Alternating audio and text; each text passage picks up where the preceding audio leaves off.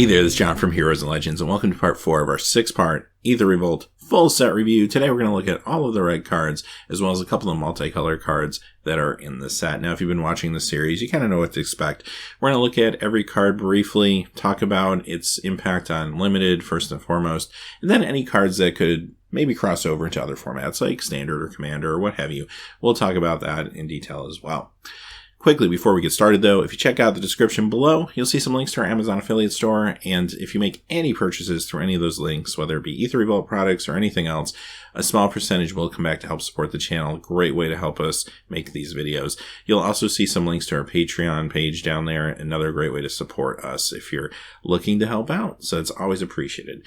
Having said that, let's get into the cards for today. And the first one is Aether Chase. This is part of a cycle we've been looking at all week. This is the 4th card we've seen now in the cycle. You get one in each color. The commonality between them all is the fact that when they enter the battlefield, you get 2 energy. And when they attack, you have the option to pay the 2 energy to get a 1/1 servo token. Now, compared to the others, this one is probably my favorite just because even if you take away those abilities, you still have yourself a 2/1 for striker for 2. It's a nice little beater, and I like cards like that. They're great and limited. You can get this out on turn 2. Even if you're on the draw, you have a good chance of getting in for some damage because your opponent may still only have 2 or 1 toughness creatures out on the board at that point, and they have a decision to make to either basically jump block or take 2 damage. So it's really easy to get some early damage with cards like this. And then, yeah, the other abilities are just icing on the cake. Fantastic. I also like the black one that we saw yesterday that has Death Touch. It's a 1/1, and Death Touch, for many different reasons, can be good and limited. So those are my favorites. The other 3 fall a little more flat for me, but they're definitely there if you need them. Chandras Revolution. This is fine removal in limited. There's not a whole lot to say about it. It's sorcery speed. It's going to cost you 4, so it's not super cheap, but it is at common, so you will be able to find these, and that could be very important if you need some removal to round out your deck, especially if you're in like pack 3 of the draft. So, yeah, it does 4 damage. It's going to deal with a lot of the good threats that are out there, and also it happens to tap a land down for an extra turn even, which is a nice bonus and really makes me feel a little bit better about paying 4. Destructive Tampering. I actually like this card a whole lot in limited. It's another common that won't be too hard to pick up if you need to, but here's what I enjoy about this. There's so many times that I'm trying to build my deck in limited, and I want to put the card in that says creatures without flying can't block this turn, and it usually costs a red and 1. And I think we've seen one of those in almost every set. And it always gets cut. Like, always gets cut. Especially in the world of Kaladesh, when you have only a certain amount of spots that are going to be non-creature spots to begin with. And then you have vehicles that are like really awesome that are showing up, and you want to run the vehicles, right? So I always cut the card, and there's so many times where I'm kind of like, if I only didn't cut that card, I could actually use it at this point, right? Now, here's what's cool about this. This gives you the option. Versatility, always a good thing. Destroy target artifact, or you get the creatures without flying deal. So I feel so much better about playing this because this can be part of my removal series. And now that way, okay, I can destroy an artifact, but you know what? Every once in a while, I'm not going to want to do that. I'm going to want to use the other one. And that actually feels really good to me. So long story short, yes, it costs 3. It's a little more expensive for probably either of these things than you would see on a card that's only doing 1. You're paying for the versatility, but I'm actually kind of happy to do that. Even at sorcery speed in limited, I'm happy to run a 1 of this. Next, we have Emerald Gear Smasher, and I like this card for one main reason, and that is the fact that it turns on Revolt. Now, you're not going to find Revolt in red, so you're going to have to be paired up with a color that is a little heavier into Revolts, maybe white, for example, great for Boros. But the card itself, I mean, not super exciting. It's fine and limited.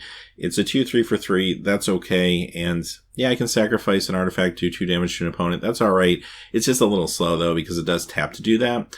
So even if I do accumulate a bunch of servo tokens, it's not like I can just chuck them all at once at somebody. I almost rather see, like, pay a red or even pay 2 red or something like that to sacrifice the artifact and deal 2 damage to an opponent, because then at least I feel like as long as I have the mana base and the artifacts, I can do more than 2 damage at a time.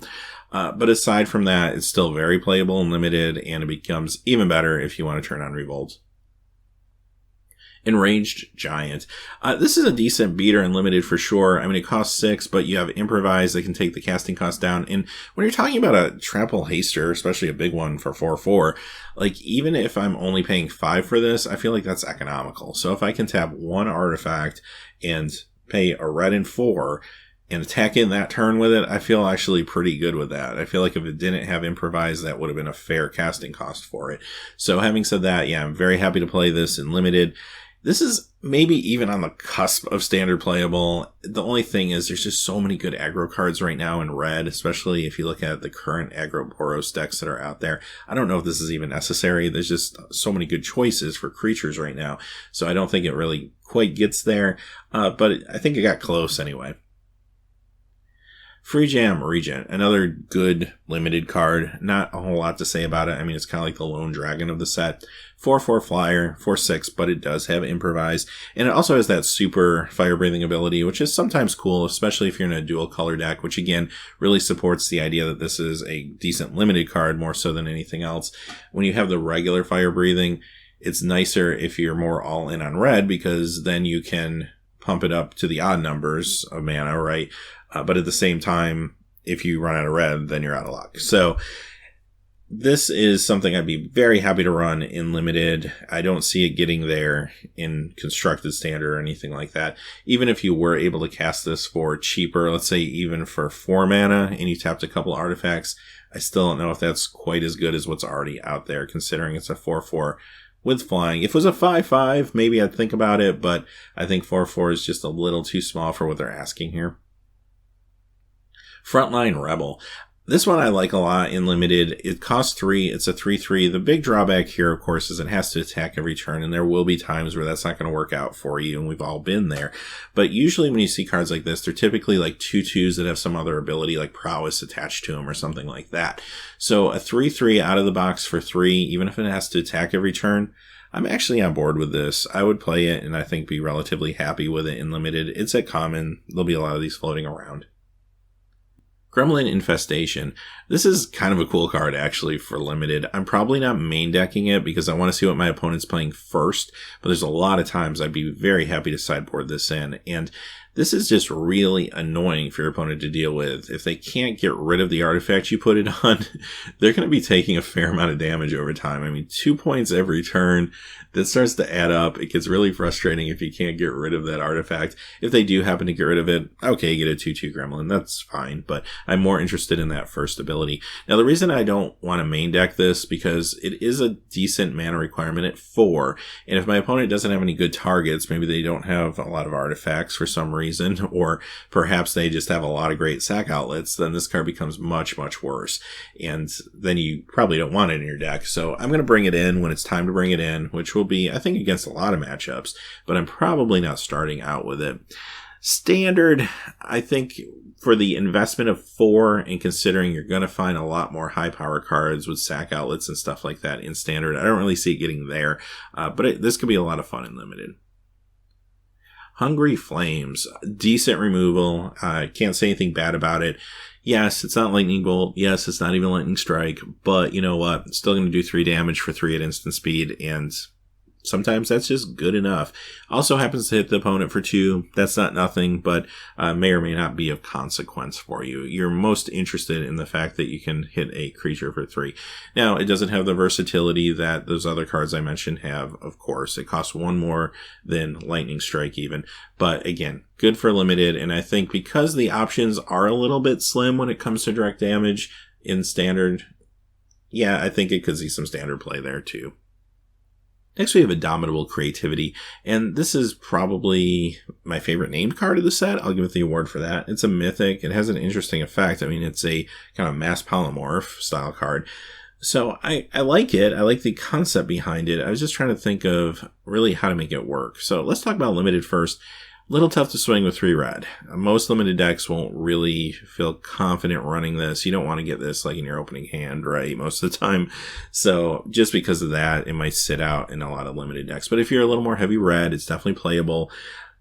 When it comes to its effect, It's interesting because it is a high variance card. It's not for everyone, but it does a couple of interesting things in limited. One could be at some point you have some artifacts or creatures on the battlefield that aren't super exciting anymore and aren't doing anything, and you can roll the dice to try to turn them into something that's a little bit better. You could also target an opponent's artifact and or creature that is just maybe something that is going to be very bad for you that you can't find another way to deal with, right? Maybe you've used your best removal already and you just need to roll the dice and hopefully hit something worse for your opponent. And what's interesting is you can actually, if you have the mana to back it up, you can do multiple targets, which could be you, your opponent, what have you. This also is a way to turn on Revolt. It's a little bit of an expensive way to do it, but if you're really desperate, it does work. So that's an option there. Overall, it's runnable if you feel like you can pay the 3 relatively consistently to get it activated. As far as other formats go, Commander, this could be really fun in Commander. Again, if you're just going for chaos and you just want to create just mass upheaval on the board and have everybody switch out their stuff, it could be a lot of fun if you're in the market to do that. Like, it's not a spiky Commander card, but it could be fun to play for sure. Standard, I was really trying to think of a way to kind of break this card, and I just really couldn't think of anything, quite honestly. Like, if it said destroy target artifact and or creature, and then for every permanent destroyed that way, its controller reveals cards from the top of his or her library until they hit an artifact. Well, that's a little different. Like, I thought maybe you could put a Metalwork Colossus in your deck or something like that, and it would be almost like a tutor for that card, and it would go right into the battlefield. But the problem is it's artifact or creature, which makes it really hard to pull that off. I mean, you'd basically have to play a spells deck with one really good creature in it, and I just don't know if that's viable, quite honestly, in Standard, at least today. So, I don't know. It's interesting. Maybe someone will think of something that I haven't thought of. Definitely let me know in the comments below. It just seems like it could be a fun, explosive card. But for right now, if nothing else, I think it's a cool Commander card. Invigorated Rampage. I like this card a lot, actually. This is deceptively good. Only costs 2. It's an instant. That's the key here. It's an instant. And you get to choose one, but both the choices are pretty similar, quite honestly. Either a creature gets +4/+0 and trample, or 2 creatures get +2/+0 and trample. But I like the versatility. But what I really like is the fact that I'm giving a creature a boost, or maybe 2 creatures a boost, and trample. That is a huge, huge deal at instant speed. You usually don't see that. Typically, if a card is giving something trample, it's a sorcery, more likely than not. We saw that very recently, even in Kaladesh. There was the card that cost a green and 1, gave something +4/+4 and trample, but it was a sorcery. Granted, it boosted the toughness as well, which helps the welfare of the creature, but let's face it, these type of cards aren't about keeping a creature alive. They're getting in for damage, and perhaps even ending a game. That's what you want to do with this. And the fact that you can do this at instant speed is explosive. This card is phenomenal. I've talked before about only having so many non-creature spots in your limited decks. This definitely could hold a spot or even 2 in a deck, and I'd be really, really happy with it. And it's so explosive, I think this can see some standard play as well. It's just that good. Carry Zev's expertise. Now, if you've been listening to the videos this week, you know how I feel about these expertises. I love them. Best threat and effect ever printed. Hands down. Awesome, awesome card. For 3 mana, you get to threaten creature or vehicle. And then on top of that, oh, by the way, you get to cast a free spell if you got something in your hand that's 2 or less.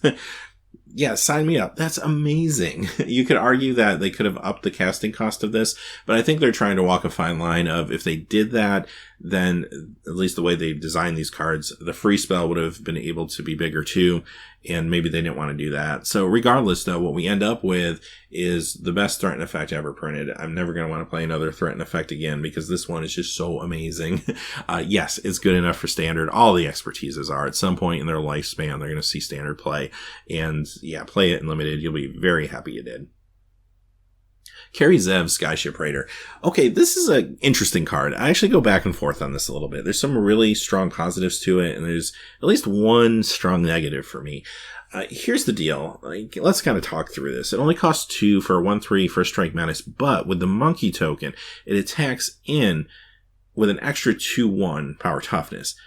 That's pretty significant for a 2-drop. And a lot of times that is the calling card of a great card, right? Is the fact that you pay 2 and you just get a whole lot of extra out of it that you wouldn't expect. You get your money's worth and then some.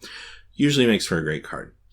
So you take that into account. This card gets even better, though, in maybe a Gruul deck, because green just has so many ways to enhance creatures, right?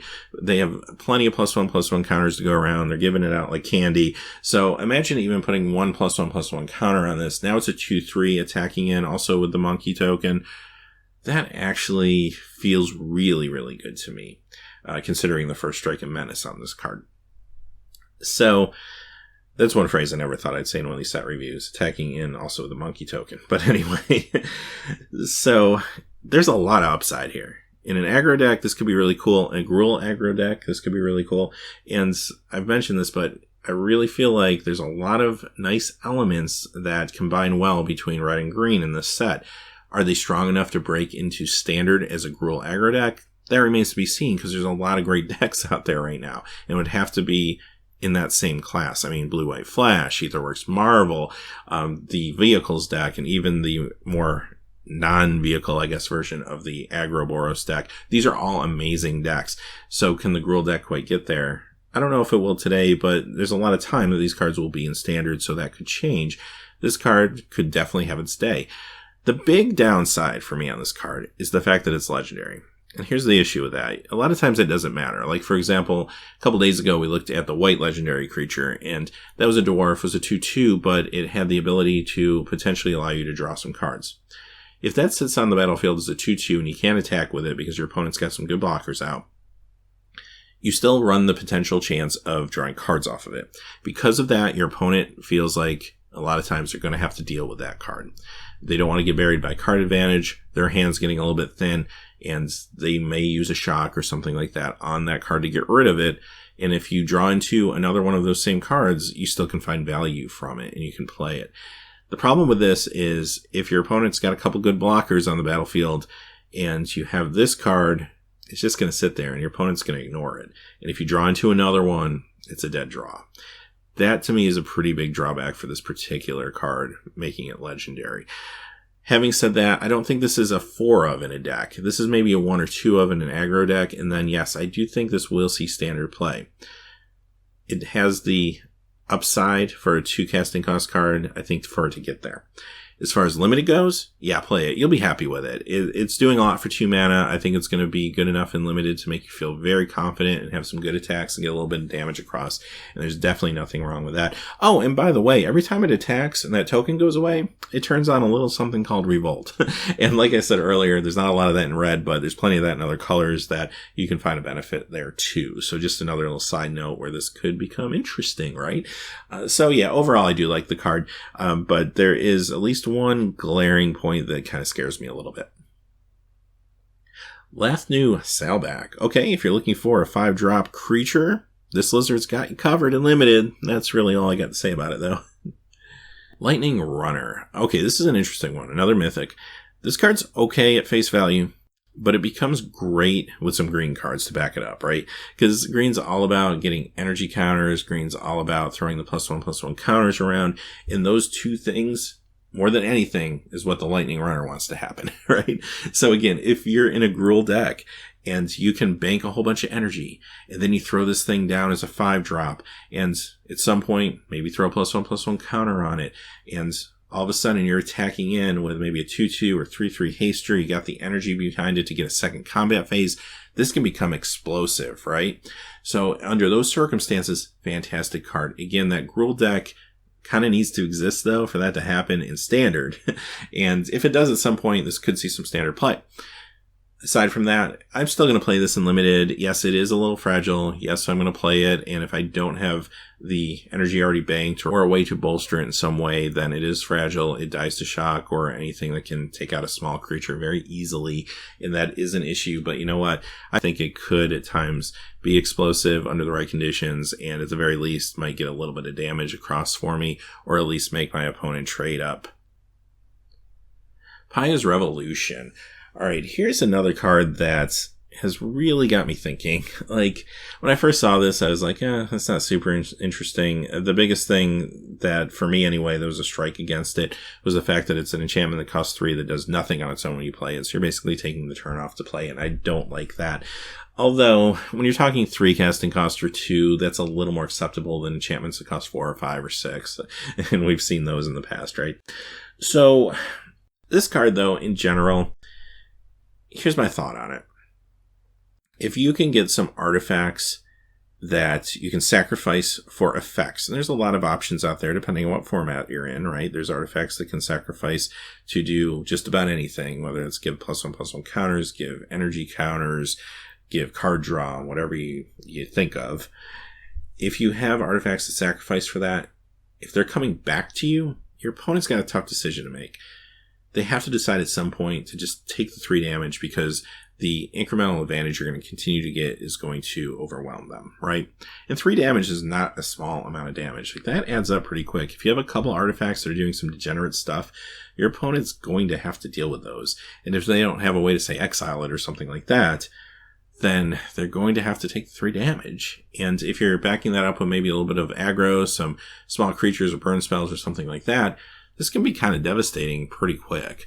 So let's talk about limited first. I mean, this could be an interesting draft around me card. You might draft this early and then try to pick up some artifacts with advantages when they go to the graveyard, or combine it with black, where you do have the situation where there's a lot of black creatures that will let you sacrifice an artifact to get some sort of benefit for that creature, and it could be interesting in that way too.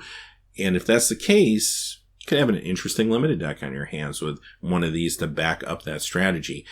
Not always going to get there, obviously, and if you don't get there, you're probably not playing this card, but it would be very interesting to try to make happen.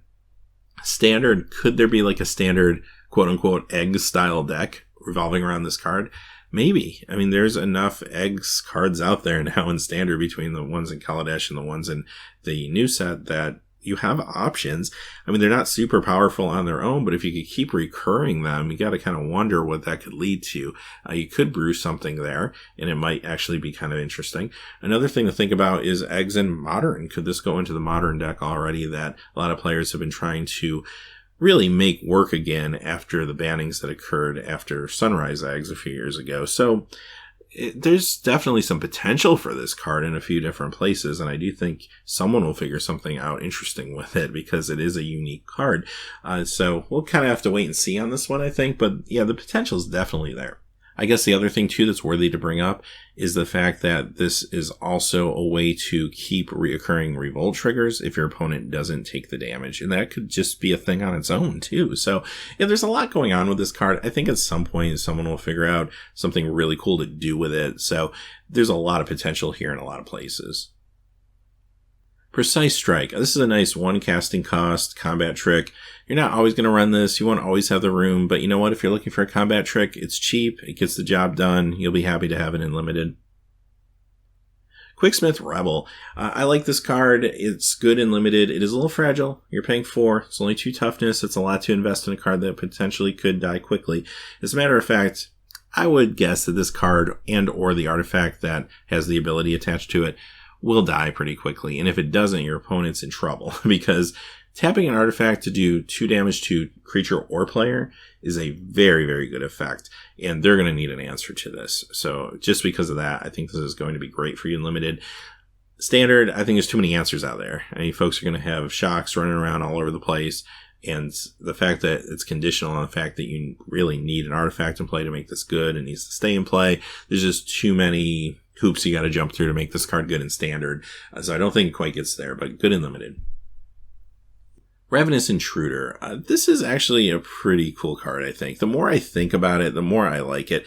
Here's the deal. First off, love the flavor text. Love the art. I wish they did more of these kind of throwback to other pieces of art on Magic cards. They used to do that a little bit in the old days, and you don't really see that much anymore, but here's a good example of a gremlin eating the Invention Sol Ring. That's awesome. I love the fact that this is kind of a take on ATOG, and ATOG was no joke back in the day. I mean, that did see constructed play, But granted, that was a very different time. Having said that, here's a couple things I like about this card. First off, sacrifice an artifact effect is free to pull off, which does turn on Revolt. I think that can be very important in certain situations. And it pumps the creature significantly with a +2/+2. I mean, that's kind of no joke for a 2-drop, right? Granted, you have to have the fuel behind it, but if you do, whether those be servo tokens or something, this thing can become an interesting threat, even though it doesn't have evasion. Having said that, where does this fit? I'd be happy to run this in limited as long as I had the artifacts to back it up. I mean, it's a decent threat for 2 mana. It really is. Even if it's just a threat and you don't actually ever have to act on it, opponents really have to think about the potential size of this creature in combat, whether they're attacking or blocking. Secondly, standard. I think this would like to be in the Thopter deck, like an Is It Thopter deck. I just don't know if that's going to quite get there in standard. I kind of hope it does. My big concern for that deck, though, is, again, the meta is very stacked right now with some really good decks, and we don't have a card like Thopter Spy Network to really tie that deck together. The version we got this time around, which we looked at a couple days ago, just doesn't quite do it for me. I feel like we needed a card, power level-wise, similar to Spy Network. Having said that, I hope somebody does figure it out because I think it could be really cool. And if that's the case, this card could be in that deck. I also think maybe if there is a Jeskai combo deck that emerges out there, this could be kind of a threat that it plays on the way to its combo, something like that. So I do think this will see maybe some fringe standard play somewhere at some point. You're just getting enough for 2 mana for it to be a threat. Reckless Racer. This is actually a pretty cool limited card. Nice beater, 2/3 first striker for 3. Oh, and by the way, when it becomes tapped, you get to rummage. That's never a bad thing. And I also like the fact that even if I'm crewing a vehicle, I still get the rummage effect. Pretty cool stuff for limited. I'm happy to do it. Release the Gremlins. Okay, when I first saw this card, I was kind of like, all right, well, this feels expensive. Maybe that double X just kind of scares you when you see it. But the more I thought about it, I started to realize this card is very comparable to Manic Vandal, which is a great card. This was a good card in its day and still sees play in Legacy Cubes and stuff because it deals with artifacts really efficiently, actually. And this card does the same thing. I mean, you pay a red and 2, you get a 2/2 creature, and you destroy target artifacts. Basically the same card, but this one, Release the Gremlins, has the chance to maybe even do more if you have more mana to pour into it. So that's interesting. I like it a lot. I think it will see play in standard. I think it's just powerful enough to be good artifact removal and also give you a little bit of a bonus on top of it. And yeah, limited, play it. You'll be very happy you did, I think. Scrapper Champion. This is another interesting little double striker. This one's only an uncommon too, and actually this is maybe one of my more favorite ones from what we've seen. And it's easier to get a hold of, so that's interesting. 2/2 for 4. It has the double strike. When it enters the battlefield, you get 2 energy. And if you can attack with this and pay the 2 energy, it gets a +1/+1 counter. I really like that. Again, this is much, much better with some green cards to support it. Give it the +1/+1 counter as early as possible so it can stay alive, and this becomes a serious threat on the board in limited. Again, maybe in a Gruul aggro deck if we could get there in standard, but definitely cool in limited with some green backup. But you know what? If you can untap with this thing and attack in and pay that 2 energy to make it a 3/3 double striker, that makes it relatively durable, considering Shock is going to be probably one of the bigger threats you have to think about right now in limited. But aside from that, great card as long as it can stay alive. Well, speaking of Shock, here it is. I've been talking about it all week, so I feel like there's not a whole lot for me to add to it. I will say this. I mean, Shock originally was designed to be the fixed lightning bolts, and we found out the fixed lightning bolt, you know what, still really, really good. And this hasn't been printed in standard since Magic 2014. That's been a while, and it's a compliment to just how strong this card is. They put this in the set at the common level. There's going to be tons of these things running around in limited. You have to be really thoughtful about your deck design just simply because of that. This changes the evaluation of all 2 and 1 toughness creatures in the set.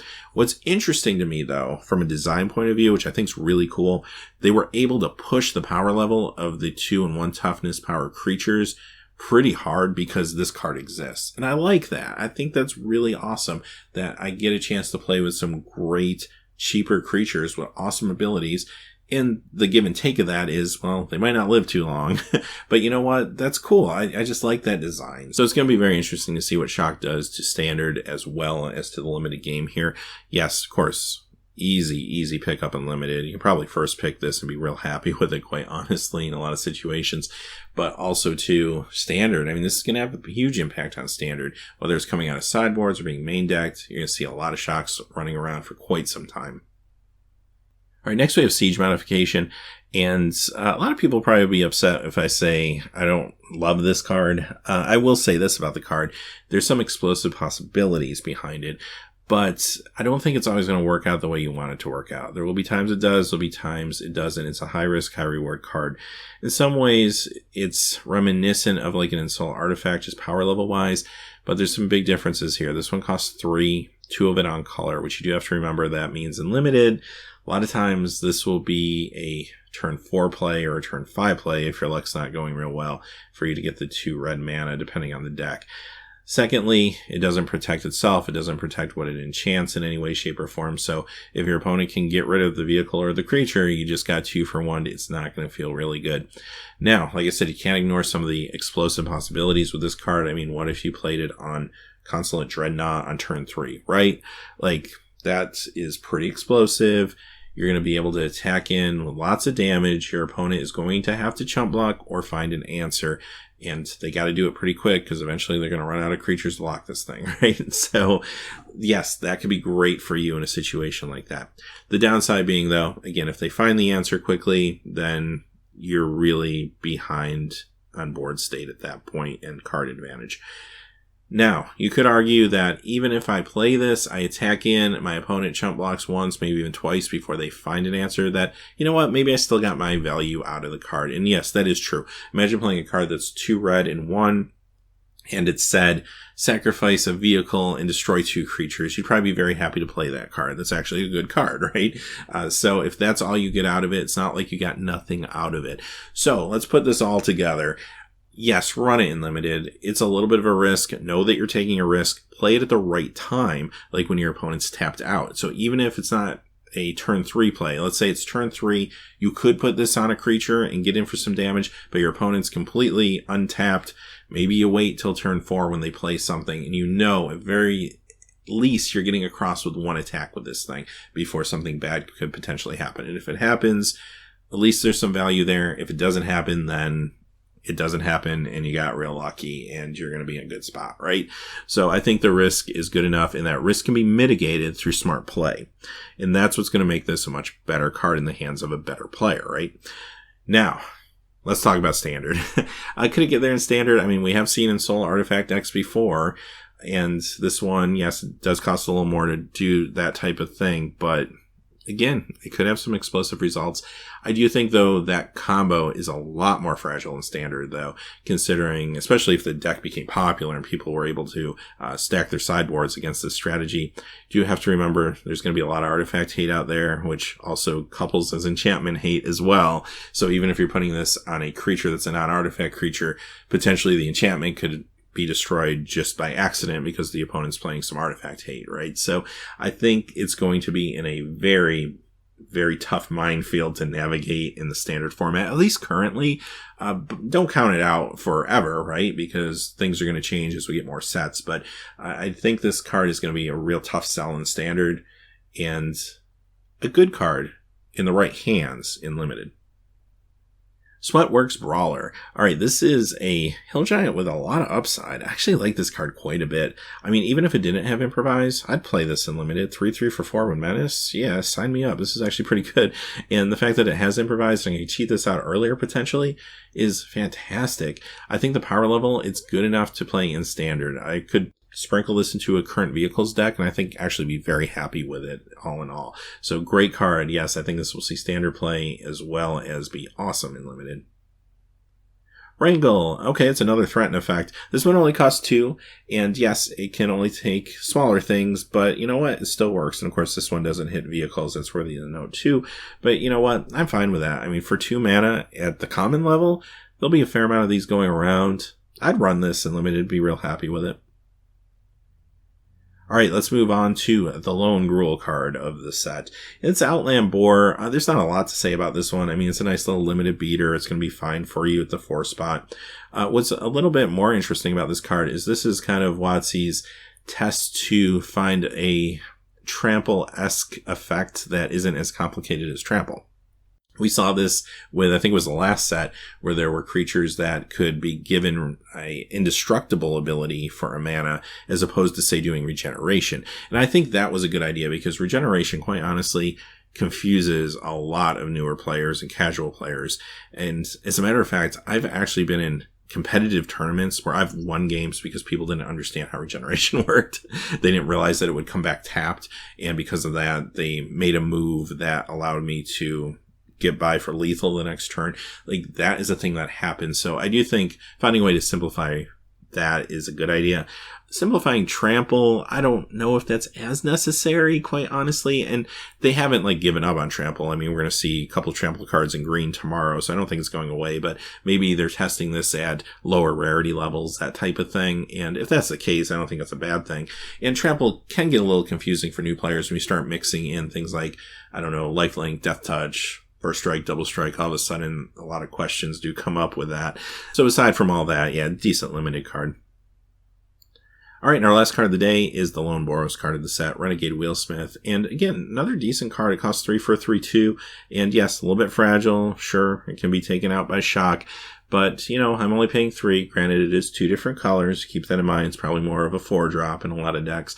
But the fact that this can force a creature to not be able to block when it gets tapped, which includes tapping it to activate the crew cost on a vehicle, is very intriguing to me. I think this could be really good for you in limited, and I don't know, I'd like to at least try it out in standard. I don't know if it would quite get there. Again, I feel like it's maybe a little too fragile. I'd rather see something with 3 toughness when it comes to an ability like this, but I'd at least want to try it out and see how it works with some vehicles. All right, having said that, those are all the red cards and a couple of the multicolor cards. We're going to be back tomorrow with the green. The following day, we'll be back with the colorless, and then we'll have our pre-release primer. Hopefully get you ready for that pre-release. But until then, hey, thanks for watching. Please remember to like and subscribe, and have a great day. Hey, thanks as always for watching. This video is made possible by the generous support of viewers like you on Patreon. Check out the description below for links to our Patreon page as well as our Amazon affiliate store, where a small percentage of all sales will also help support the channel. Finally, if you haven't had a chance yet to subscribe, hit that subscribe button so you don't miss any new videos on Heroes and Legends. Talk to you again soon, and have a great day.